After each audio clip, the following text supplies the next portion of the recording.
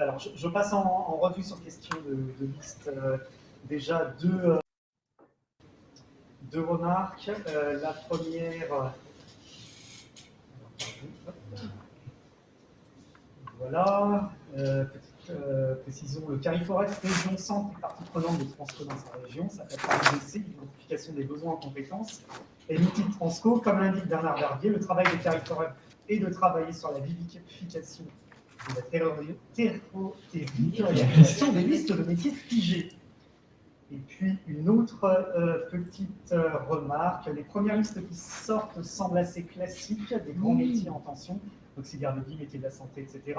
Sur l'ensemble du territoire, on ne voit pas vraiment ou très peu de spécificités territoriales. Ce sont des remarques du chat. Voilà, on va passer la parole à Aline. Par contre, il faut que je... Voilà. Aline, on doit vous entendre. Oui. Merci. Juste un ou deux compléments. Effectivement, tous les échanges montrent que les travaux des observatoires et la maturité des observatoires, notamment de branche, puisque c'est ce qu'on a étudié dans notre étude, sont vraiment un terreau qu'il faut utiliser au mieux pour justement ne pas relancer des choses et beaucoup mieux articuler.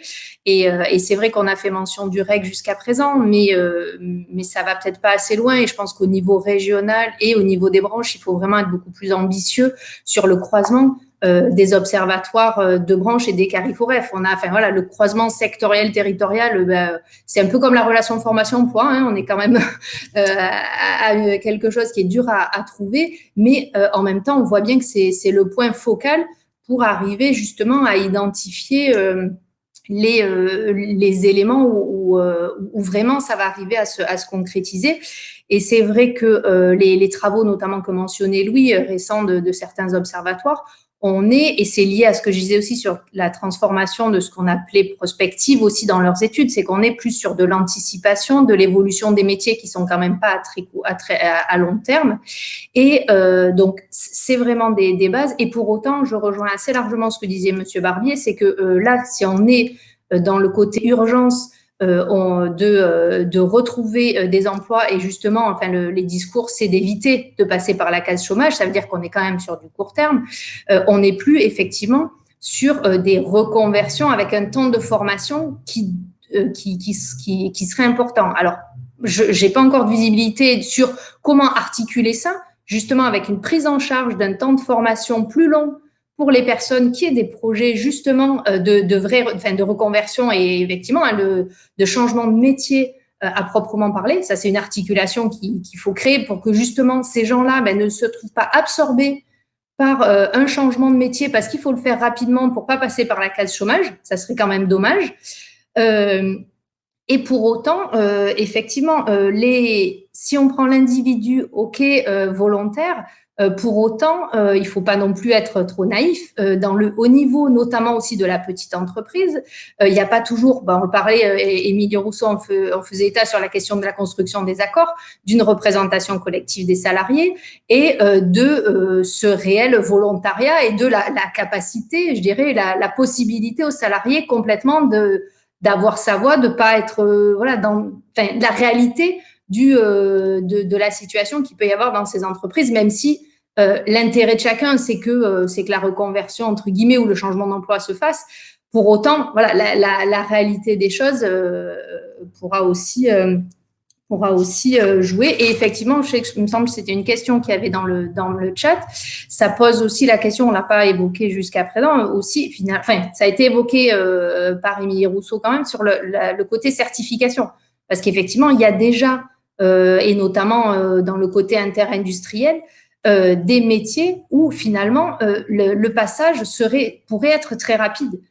Parce que les compétences communes sont très importantes et c'est vraiment plus une mise en environnement, dans un nouvel environnement professionnel de compétences qui sont déjà mobilisées par les salariés. Donc après, effectivement, on est peut-être plus sur une reconnaissance, une mise en visibilité des compétences qui sont pas toujours le cas justement, notamment dans des plus petites entreprises avec des parcours internes, etc., pour accompagner justement ces transitions plus rapides.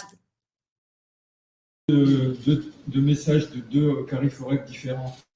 Un qui part qu'il est acteur avec M. Gapin-Fréhel, je ne sais pas si c'est monsieur ou madame Lagriffoul en région Occitanie, qui aussi dit qu'il y a un travail qui a été fait avec les différents acteurs. Oui, moi, j'aimerais bien, s'ils sont d'accord, et l'un et l'autre, de nous expliquer comment le travail a été fait au niveau territorial avec les autres acteurs. Est-ce qu'on est en travail simplement de liste, de conforter les listes nationales existantes, ou est-ce qu'on est vraiment en train d'essayer de faire de la dentelle territorialisée avec des objectifs qui soient des objectifs territorialisés?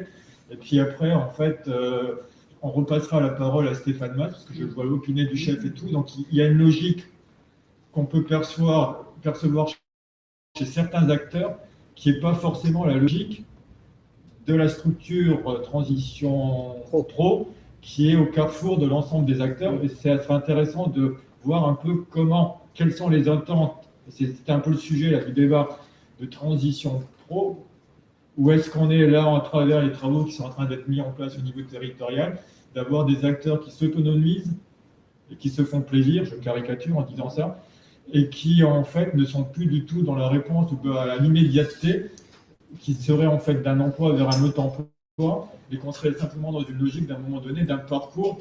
Et je reprends la notion de la définition de l'action de formation, un parcours pédagogique qui conduit avec un objectif professionnel, et que ce serait juste un moyen supplémentaire pour mettre en œuvre cette nouvelle définition d'action de formation.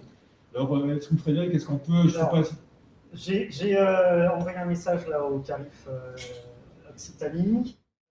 Moi, je n'ai pas bien compris dans la présentation l'articulation ou la concrétisation de l'identification des entreprises qui recrutent et les entreprises qui décrutent. Et là, on nous parle d'établir des listes de métiers en tension. Mais ça, on le fait depuis 30 ans, je dirais. Je pense que les plus anciens dans la justement, salle, parce qu'on a oublié un maillon. Donc j'ai pas bien... Quel est le maillon? C'est la plateforme.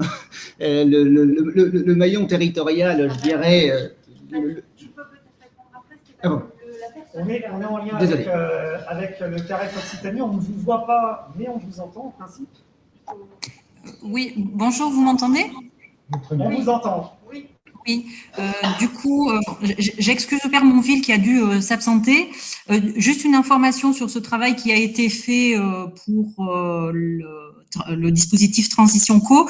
Alors, la territorialisation de ces listes de métiers, c'est à venir, c'est pas encore fait.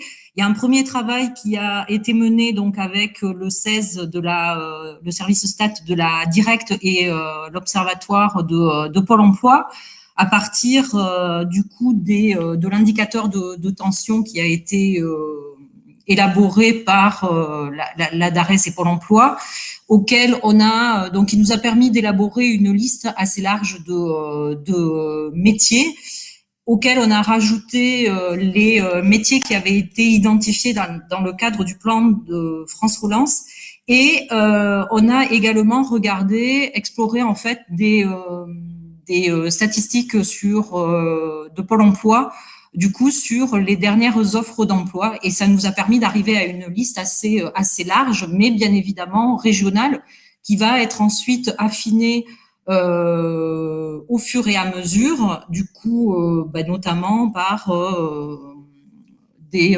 travaux des observatoires ou des acteurs plus locaux. Voilà très rapidement, en fait, ce qui a été produit en région Occitanie. Peut-être Stéphane, réaction. Tu parlais de maillon là tout à l'heure. Oui, non, mais la question qui était la suivante, mais où se fait le nœud, où se fait le lien entre les secteurs ou les entreprises qui décrutent, parce que on va aller jusqu'à la cellule la plus fine qui est quand même l'entreprise, et puis celle qui potentiellement recrute. C'est ça notre histoire, c'est de créer ces passerelles-là. Ça se fait notamment au niveau des plateformes. Là encore, vous avez suivi comme moi l'AMI, qui donc un appel à manifestation d'intérêt, qui voit la création de plateformes territoriales, souvent en Ile-de-France, il y en a de mémoire 14, soit dans une dimension nationale, soit dans une dimension uniquement régionale. Et quand je dis régionale, c'est-à-dire même au niveau d'un bassin, on va jusqu'à la maille la plus fine, justement, pour créer ces points de connexion entre les différentes parties prenantes. Et lorsqu'il n'y a pas d'acteurs de ce type-là, il faut reprendre quand même le rôle de Transition Pro dans tout cela. C'est bien en lien étroit avec la DIREC de pouvoir animer, coordonner l'ensemble et créer justement ces liens, ces passerelles qui doivent exister entre les différents acteurs. Une coordination dite régionale. Donc, on voit bien que cette fameuse passerelle se passe au niveau du territoire, à la maille la plus fine, pour créer justement ces relations entre entreprises qui recrutent, entreprises qui recrutent. Je suis une entreprise sur un bassin d'emploi qui a identifié que potentiellement l'emploi de caissier va être fragilisé et qu'il y a 50 personnes potentiellement qui pourraient être fragilisées dans leur emploi. Face à cela, sur le même secteur, j'ai grande enseigne, un EHPAD, on va dire, qui considère qu'il y a de très forts besoins dans le domaine du métier d'aide-soignant, besoins pérennes. Hein, là, même si on n'est pas dans une dimension de perspective, je pense que, enfin de prospective plutôt, et des perspectives d'emploi à long terme, on peut imaginer que ce métier est un métier qui devrait, pour des raisons structurelles de la société et autres, être un emploi non pas lié à une conjoncture. Et donc je crée cette passerelle-là au niveau du bassin d'emploi. Voilà un exemple concret de ce maillon essentiel dans l'unité la plus fine. Émilie. Quand on parle de plateforme, on pense plateforme numérique ou travail de coordination entre des acteurs. Travail de coordination, l'outil, excuse-moi du peu, mais l'outil n'est qu'un outil numérique, pas numérique, mécanique, je joke, mais ce n'est qu'un outil. Hein. Donc c'est en effet bien un travail de coordination. Émilie, Oui, pour compléter le propos et puis pour répondre à votre question, il y a 2 temps en fait, mais ça c'est mon interprétation, ça n'engage que moi. Je pense que les travaux qui sont faits dans le cadre des listes, c'est vrai qu'on parle de métiers porteurs depuis longtemps, c'est du plus long terme, mais ça permet de prioriser des actions sur le territoire. De la même manière, l'appel à manifestation d'intérêt, moi je le comprends comme des projets qui vont être priorisés parce qu'on a déjà travaillé sur des parcours qui vont permettre ensuite des réalisations concrètes sur le territoire. Mais après, en fait, ça va être les visites d'entreprises et puis la connaissance des situations économiques des entreprises qui vont déclencher des histoires. L'enjeu de l'État, c'est de pouvoir avoir de belles histoires à raconter et d'avoir des parcours qui réellement se passent. Donc, on joue sur les 2 tableaux, à la fois sur de l'immédiat et de l'urgence, parce que j'ai vu qu'il y avait des questions là-dessus, où là, ça va être de la connaissance territoriale concrète, et puis des priorisations qui sont effectuées grâce aux travaux sur les métiers porteurs et aussi sur des réponses d'appel à manifestation d'intérêt, où on a des projets qui du coup priorisent des prises de contact dans les entreprises. En tout cas, moi, c'est comme ça que je le comprends. On avance en marchant. Attendez, on est là dans un dispositif qui est expérimental, qui est en train de se construire en direct. Hein. Chaque jour, ce dispositif il est en train d'évoluer.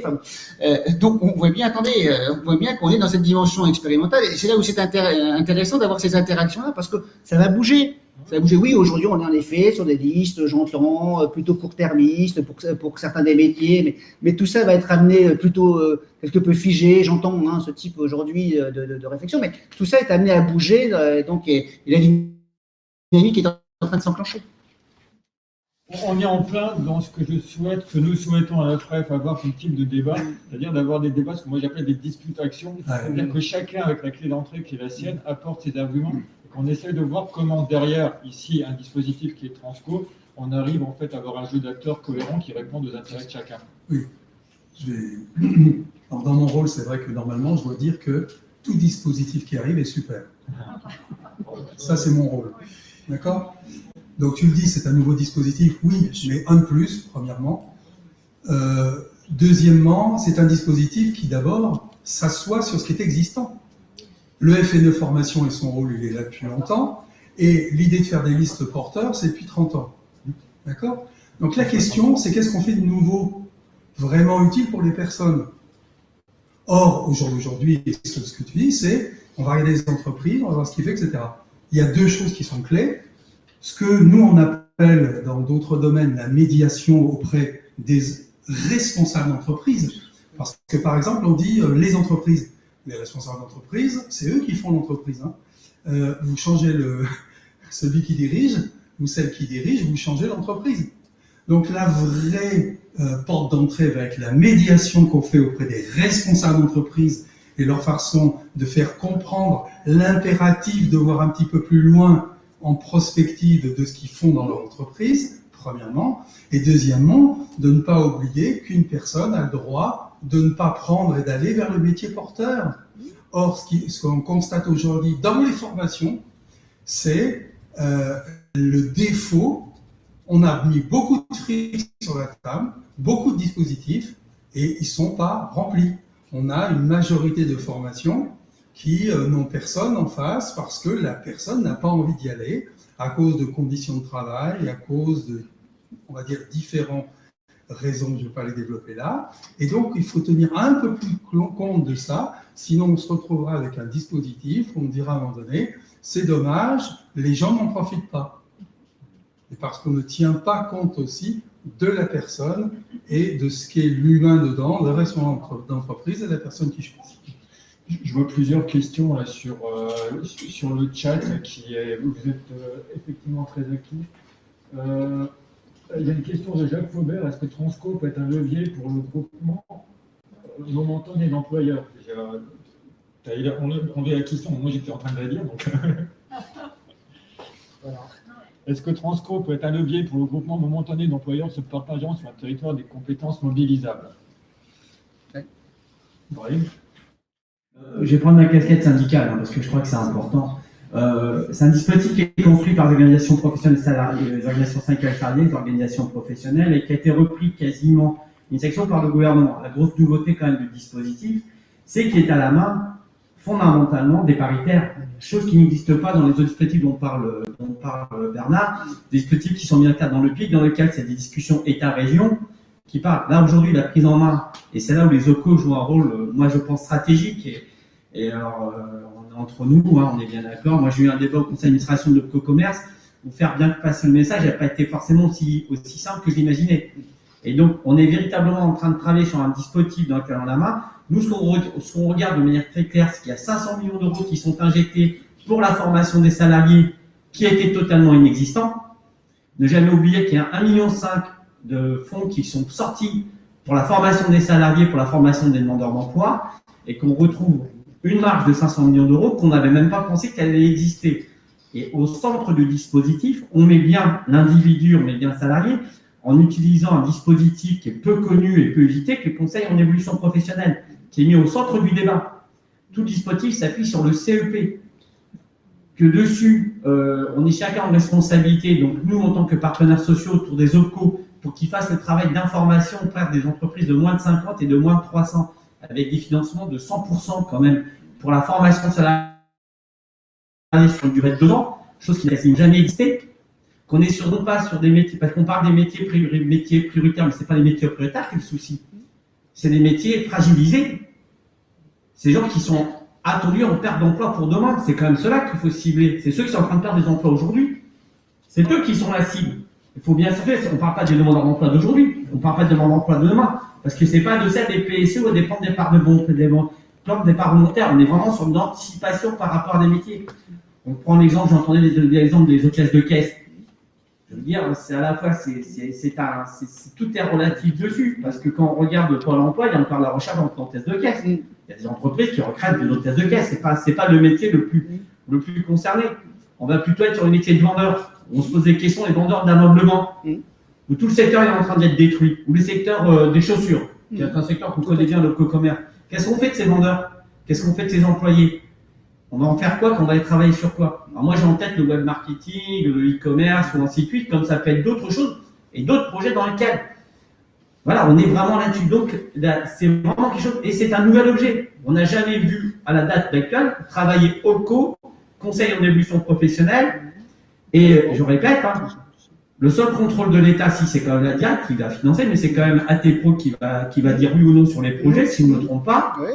Et la liste qui est définie par les CREFOP, donc c'est pour ça que je suis un peu surpris de ce qui est dit, c'est quand même les CREFOP qui définissent les listes. Hein. Et donc les listes, c'est quand même réparti, c'est État, région, partenaires sociaux et éducation nationale. On est quand même dans un dispositif qui est tout à fait nouveau, qu'il faut prendre le temps d'observer avant de déjà de dire quoi que ce soit. La circulaire a été publiée le 11 janvier. On est tous en train de se demander comment mobiliser les uns les autres. Et en plus, on va travailler sur une cible qui est quand même très particulière, c'est l'entreprise de moins de 50 salariés.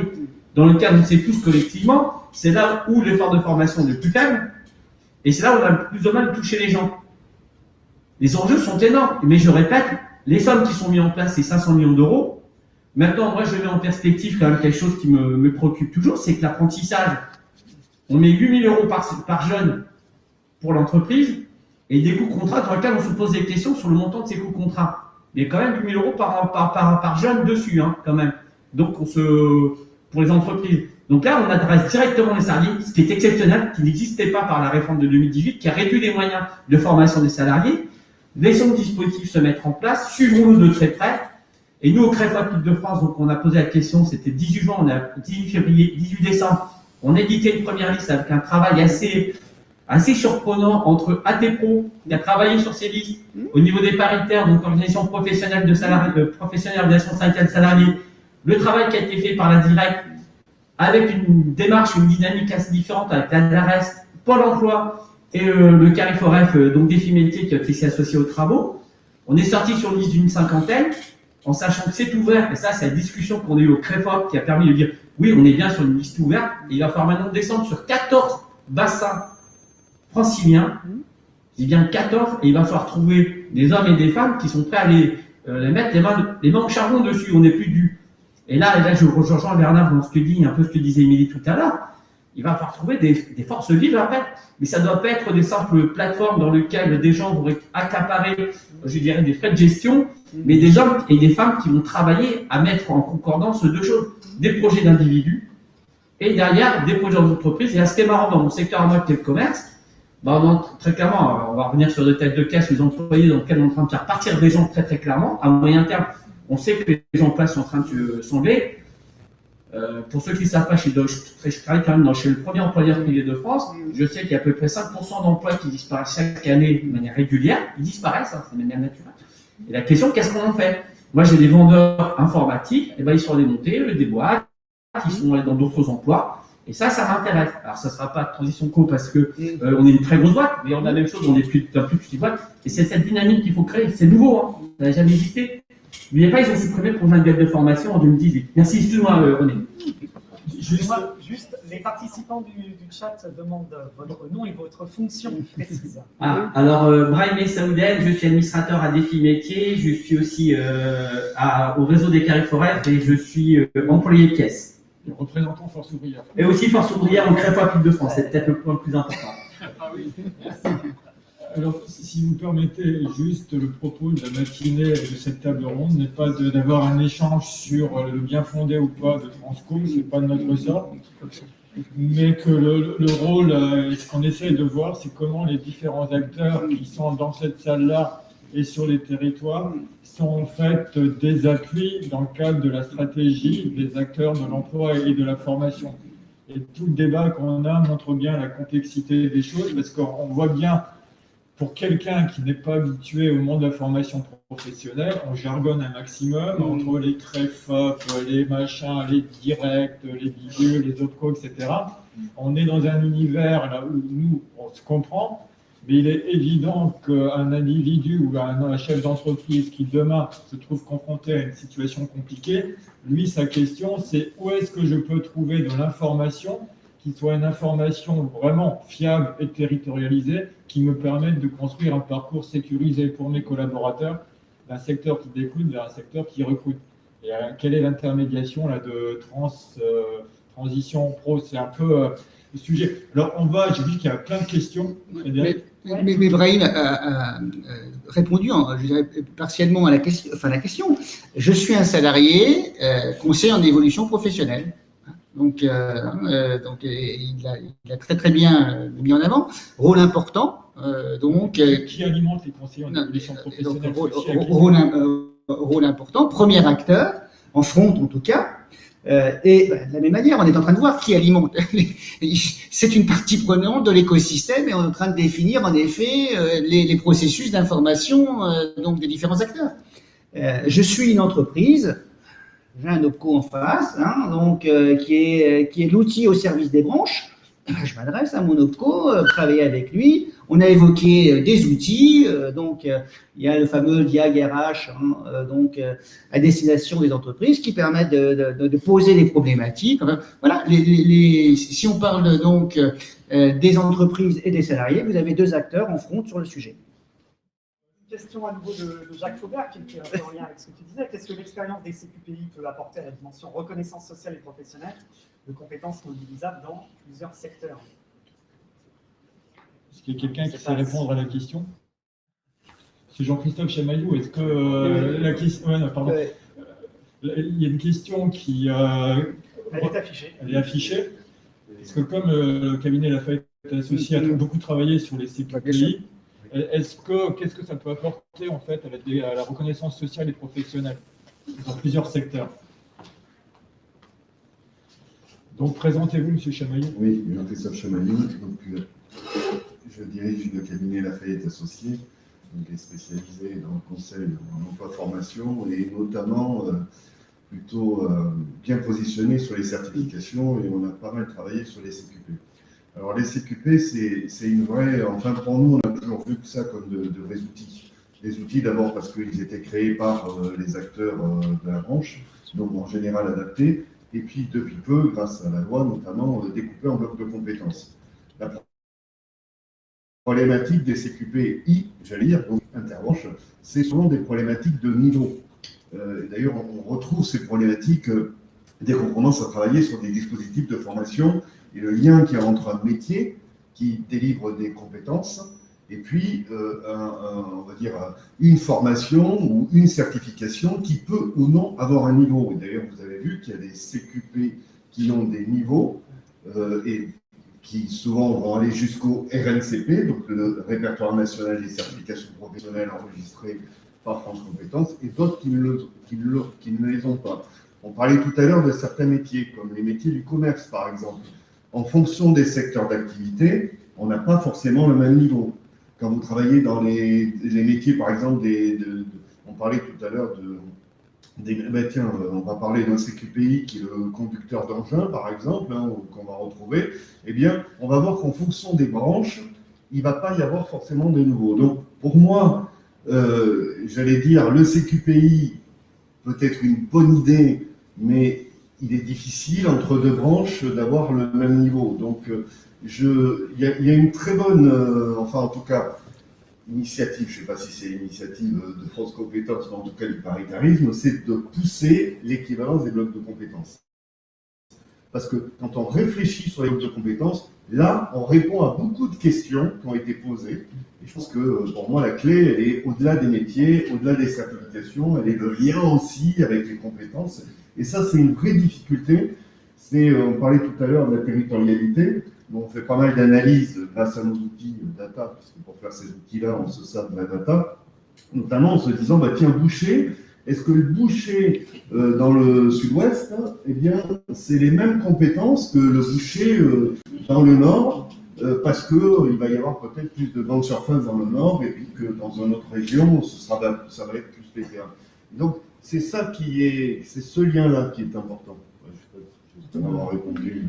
Merci. Une petite remarque d'Amain Brochier aussi du CEREC. En matière d'évolution des métiers, un enjeu essentiel est vraiment de partir du moyen-long terme. Exemple, les caissières dont on sait que la tendance générale va à leur diminution, tout en prenant en compte des stratégies à court terme des entreprises qui ne vont pas toutes choisir forcément de diminuer ce type d'emploi à court terme. Il faut donc surtout préparer les titulaires de certains emplois à évoluer à moyen terme. Transco n'agit-il pas à la fois sur le court et le long terme, puisque les parcours de formation durent 2 ans? Quelqu'un? En tout cas, Transco, en effet, diffère des autres dispositifs tels que le projet de transition professionnelle, puisqu'il permet de pouvoir suivre une formation sur 24 mois. Donc, ça permet donc de donner des compétences quand même relativement, en tout cas, c'est une formation relativement longue qui peut permettre en effet de répondre à des besoins à moyen terme. En tout cas.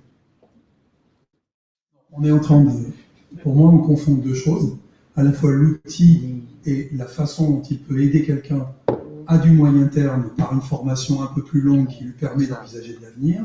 On était centré tout à l'heure sur les observations et les observatoires en disant que les travaux qui étaient associés à ces réflexions étaient de court terme et n'étaient pas les travaux de long terme, c'est-à-dire de la prospective.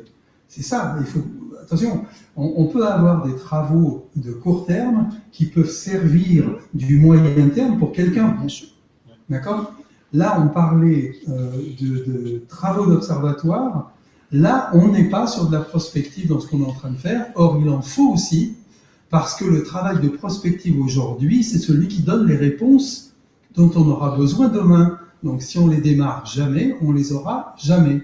On ne fera toujours que du court terme. C'est ça que je disais, en termes de réflexion et de préparation. Mais justement, Émilie, là, dans l'échange qu'on avait eu pour préparer un peu cette matinée, tu m'avais dit que la prospective était quelque chose d'important et qu'il ne fallait pas oublier ça dans les débats qui étaient les nôtres. Donc Bernard Barbier me donne un peu, me permet de te tendre la perche. Et justement, cette notion de prospective, qu'est-ce que ça veut dire? Parce qu'on a effectivement aujourd'hui l'impression que tous les outils sont au service du court terme, éventuellement du moyen terme. Et prospective, ça veut dire quoi? Dans un monde qui bouge à une vitesse grand V, où on dit que les métiers d'aujourd'hui, il y en a 50% qui n'existeront plus demain, où est-ce qu'on dit? C'est le on dit. Donc justement, c'est comment vous, au niveau des observatoires du commerce, vous positionnez, parce que c'est un monde qui a évolué fortement et qui est largement impacté par la crise, avec ce qui est en train de se mettre en place, avec toutes les livraisons à distance et compagnie, c'est des métiers qui bougent énormément. Est-ce que les métiers bougent, ou est-ce que c'est juste le contexte qui bouge? Et donc, comment on fait de la prospective dans un monde qui paraît incertain et pourtant qui a toujours l'impression d'être quand même un peu figé sur certains aspects?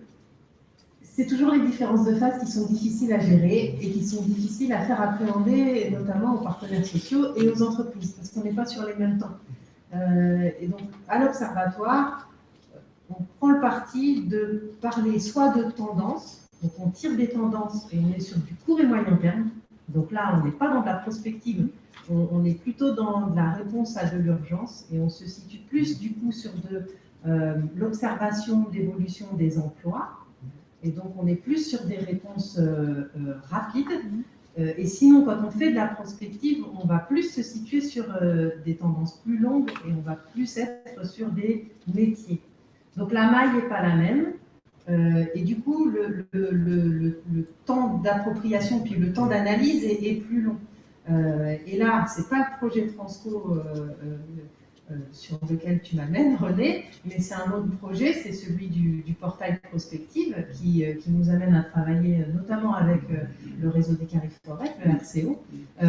Et là, on est sur des tendances plus longues où on est dans l'identification et on est plus dans la logique d'ailleurs des métiers porteurs ou des métiers en difficulté. Là, on va voir sur un recul de 5 à 10 ans quels sont les métiers qui vont se transformer sans disparaître, parce qu'en fait, on en est là, se transformer du fait de la transition numérique, du fait de la transition écologique, du fait aussi d'un contexte qui peut, dans un premier temps, être conjoncturel, par exemple Covid-19, mais qui finalement a des répercussions qui sont structurelles. C'est-à-dire qu'on le voit, nous, via la veille que l'on assure sur l'évolution de la consommation et donc l'impact que ça a sur le commerce. Il y a des tendances qui sont fortes et on voit que c'est structurel. On va aller vers un commerce qui est peut-être moins marchand et qui va ouvrir des modalités différentes, à savoir le partage. On n'est plus sur de la possession, mais on est sur du portage. Enfin, bon, voilà, j'ai pas toutes les idées. Enfin, il y a plein d'idées comme ça. Et là, on est dans de la prospective. On est plus sur du qualitatif. Et ça ne s'inscrit pas du coup dans des dispositifs comme Transco. Mais ça n'empêche pas de réfléchir à ça et de faire les liens. Bernard ? Oui. Oui, je voudrais compléter. Oui. Non, mais que c'est filmé là. C'est très, très important. En fait, quand on va parler de prospective, on n'est plus sur les métiers et les emplois. Les métiers et les emplois ne sont que des réponses que les entreprises donnent à un moment donné pour une activité face à des marchés. Et c'est ça qu'il faut regarder. Souvent, on parle de disruptif. Ça s'est fait avec les agences de voyage. On va dire, oh, voilà, on a Thomas Cook qui est tombé, tu as vu, disruptif. Ça, c'est le terme d'aujourd'hui, d'accord ? Sauf que son concurrent, qui est Expedia et Booking.com, est là depuis 1996. C'est pas un problème de c'est venu d'un seul coup. C'est un problème qu'on ne regarde pas suffisamment avant pour ce qui est en train de se passer. On me parle encore des difficultés de l'imprimerie, et on sait il y a 40 ans qu'elles vont être en difficulté dès que l'informatique est arrivée, dès que les imprimantes sont arrivées au départ, Internet est arrivé, on le savait, d'accord ? Donc c'est de regarder le monde qui est en train de bouger, les activités qui bougent, l'environnement qui bouge, et ensuite d'en déduire ce qui est en train de se passer. Mais les métiers sont en train d'évoluer. Il y a un think tank qui a lancé un jour, il y a 70% des métiers qui... Personne ne le vérifie et personne ne l'a vérifié, ça. Donc le problème, il n'est pas là. Le problème, c'est qu'on ne sait pas demain, précisément, les emplois et les métiers qui vont exister. On ne le sait pas. Sauf qu'on sait, c'est qu'aujourd'hui, des emplois bougent, les métiers bougent, ils donneront quelque chose demain, et il faut vite regarder comment l'environnement et les activités sont en train de bouger. La consommation, les mouvements sociologiques, écologiques, la transition générationnelle, on n'en parle jamais, c'est un élément fondamental. L'évolution de la population active, on n'en parle pas, les fondements sont là. En regardant comment ça bouge, on peut anticiper de comment les métiers d'aujourd'hui vont devoir évoluer. C'est ça, en prospective. Parce que le débat, il est effectivement riche, et puis la question que tu poses finalement sur les prospectives, c'est qui passe comment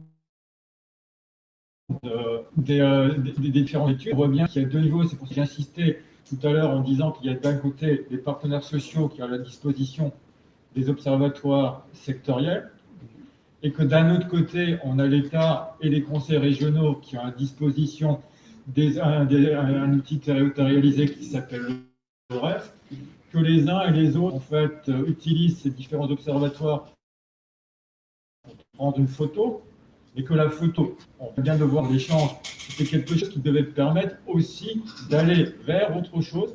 Et donc, cette fameuse prospective qui devait montrer qu'il y a des évolutions de système. Et on parlait de compétences tout à l'heure, et on parlait de blocs de compétences. Finalement, est-ce qu'il y a des blocs de compétences qui sont transversaux à un certain nombre d'activités et qui permettent demain, quelle que soit l'évolution des métiers et des emplois, de pouvoir rester employable, je ne sais pas ce terme-là, ou est-ce qu'on a aujourd'hui en fait une révolution de système où rien, il n'y a plus de socle qui soit un socle qui permet d'avancer et que tout est remis en question, qui à mon sens n'est pas le cas. Donc on a bien là besoin de ces notions d'observatoire. La photo est un temps, mais derrière la photo, il ne faudrait pas prendre des dispositifs juste à l'égard de la photo, et que l'objectif, c'est vraiment d'accompagner pour aller vers quelque chose. Si vous me permettez, sans vouloir faire une conclusion, parce qu'on n'y est pas encore complètement s'il y a d'autres questions, c'est que je reviens simplement à la loi Delors de 1971, où on parlait de formation continue dans le cadre de l'éducation permanente. Je prends l'accord des partenaires sociaux de 2003 qui parle de formation tout au long de la vie professionnelle, et la loi de 2004 qui parle de formation professionnelle tout au long de la vie. Et je prends le titre de la loi de 2018 qui est pour la liberté de choisir son avenir professionnel. Vous voyez bien que la sémantique depuis 1971 a fortement évolué. Je vous fais grâce de la loi Debré sur la promotion sociale et l'émancipation.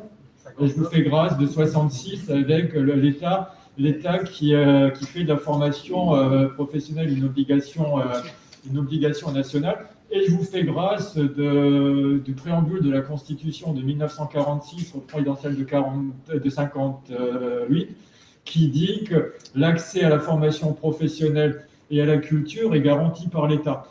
Donc, Condorcet, si vous voulez. Condorcet disait déjà la formation tout au long de la vie.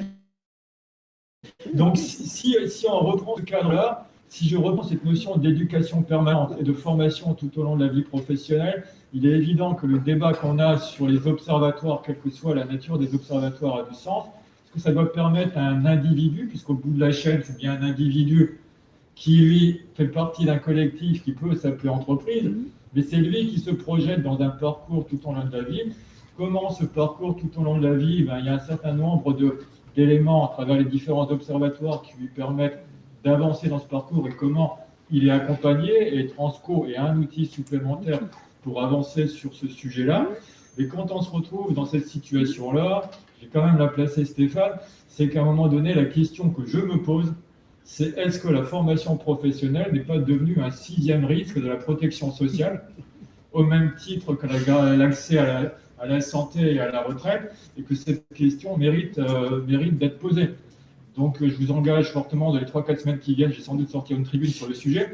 Mais on a ici le débat qu'on a ce matin, et on a voulu au niveau de la FREF, quand on a préparé l'année, venir sur ce qu'étaient les observatoires. J'ai volontairement écrit dans l'invitation ces structures de l'ombre. Et il est évident que toute politique qui est mise en place depuis des années, c'est toujours basé sur de l'observation. Sauf qu'à un moment donné, on a oublié que l'observation, c'était pas uniquement qu'une photo, mais qu'elle devait permettre de dérouler un film. Et qu'on voit bien dans le cadre de la stratégie, aujourd'hui, des différents acteurs de l'emploi et de la formation, auxquels je rajoute l'individu, que les observatoires sont des ressources inestimables pour pouvoir avancer.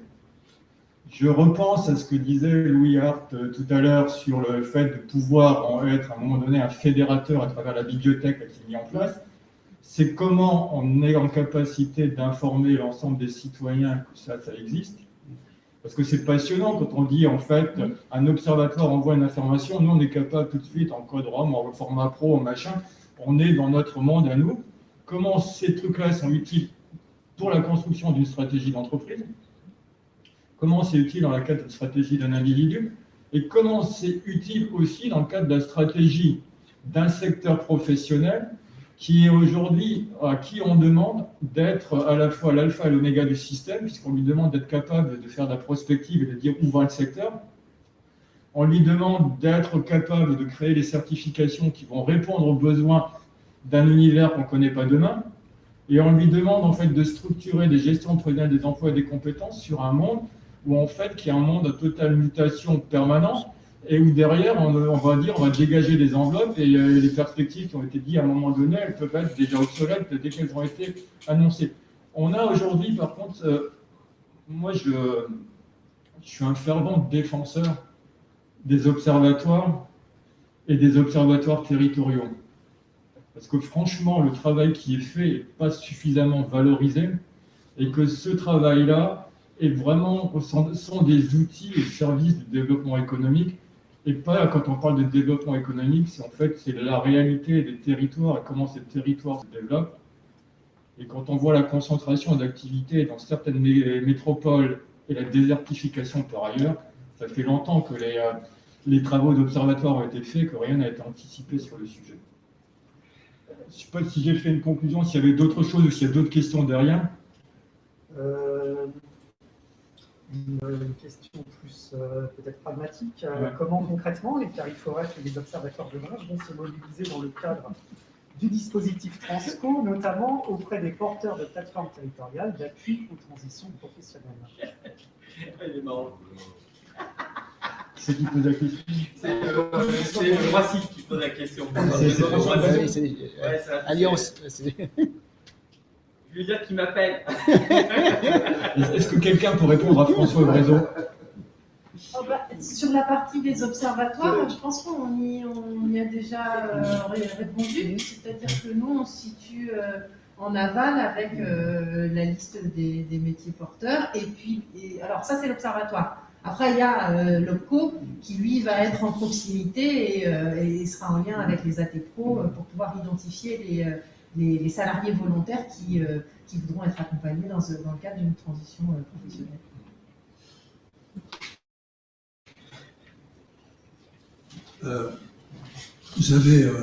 Puisque c'était l'observatoire, le sujet, et ça va répondre un peu aussi quelque part à ce que dit François, il y a des problématiques qui se posent quant aux observatoires, aux observations et aux observateurs.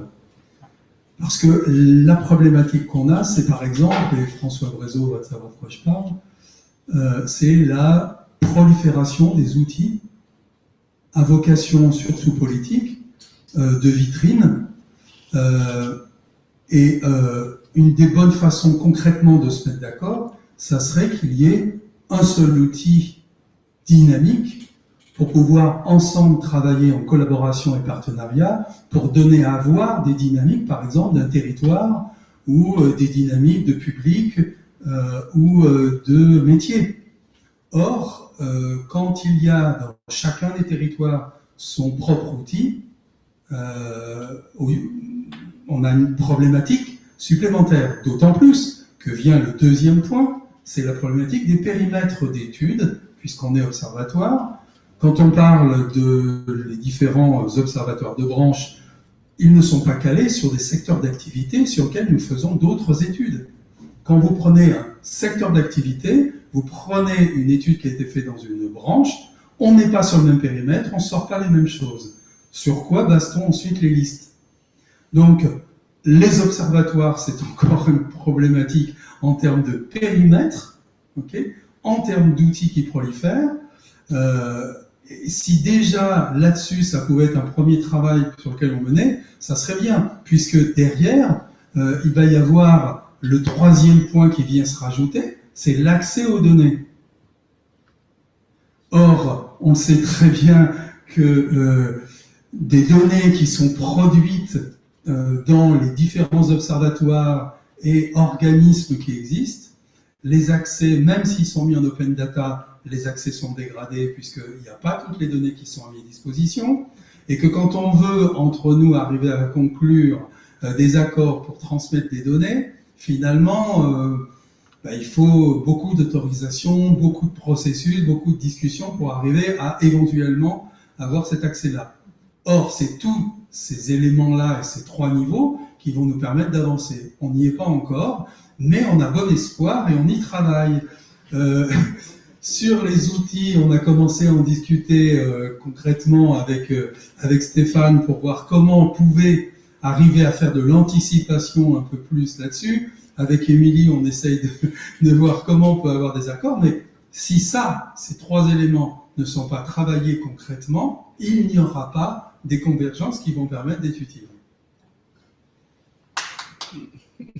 Non, mais je pense que Bernard qui a mis le doigt là sur le sujet, c'est à un moment donné, c'est la coordination entre tous les acteurs, la légitimité des uns et des autres reconnue par chacun, et une cohérence et une coordination de l'ensemble des acteurs. Tout à l'heure, on parlait des CARIFOREP, de RCO, des différents observatoires. Il y a effectivement aujourd'hui une foultitude d'acteurs publics et privés qui travaillent sur le sujet, avec, comment dire, des anticipations, où chacun est persuadé que son outil est l'alpha et l'oméga du système, et que derrière les outils pour moi ne sont qu'un moyen, c'est-à-dire que derrière il y a une stratégie portée par des acteurs qui sont eux capables de valoriser cette stratégie-là et de la mettre en œuvre.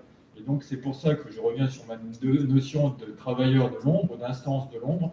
Mais ces instances de l'ombre, elles doivent aussi, à un moment donné, dépasser les clivages des jeux politiques pour pouvoir être effectivement des outils au service de l'ensemble des développements économiques et sociaux. Est-ce qu'il y a d'autres questions? Bernard reparlait des listes. Il y avait une question au départ, justement, c'est concernant les listes. Quelle est la mise à jour de ces listes qui est prévue et à quelle périodicité? C'est le CREFOP qui les met à jour, et en Ile-de-France, on a prévu de les mettre à jour très régulièrement avec un groupe de travail ad hoc et on va être remis en doute à jour dès le mois de mars. C'est sous l'autorité, en tout cas, au niveau de CREFOP, et qui dans chaque région a son CREFOP, et j'imagine que chaque région définit en effet l'actualisation et le rythme et la fréquence d'actualisation de ce liste. S'il n'y a plus de questions, je voudrais vous remercier les uns et les autres pour la liberté de parole que chacun a eue par rapport à l'instance qu'il représente. Mais j'en attendais pas moins de vous, parce que vous êtes dans un cadre où ce qui prime, c'est la liberté de parole et de pouvoir, à travers le jeu, la place qui est la nôtre dans le système, aussi faire un pas de côté, et ce pas de côté de prendre du recul par rapport à l'évolution. Par rapport à la FREF et au prochain programme, alors on ne sait toujours pas, distanciel, présentiel, comment les choses vont être organisées. Il y a un sujet que j'aime beaucoup, c'est le compte personnel formation, l'individu acteur ou auteur de son parcours. Et vous savez que je radote beaucoup, c'est le grand âge qui arrive. Que pour moi, la notion d'acteur, ça veut dire que finalement, tous les débats qu'on a eu ce matin, on continue à m'interroger sur cette définition d'acteur que j'aime bien, en tout cas qui est la mienne.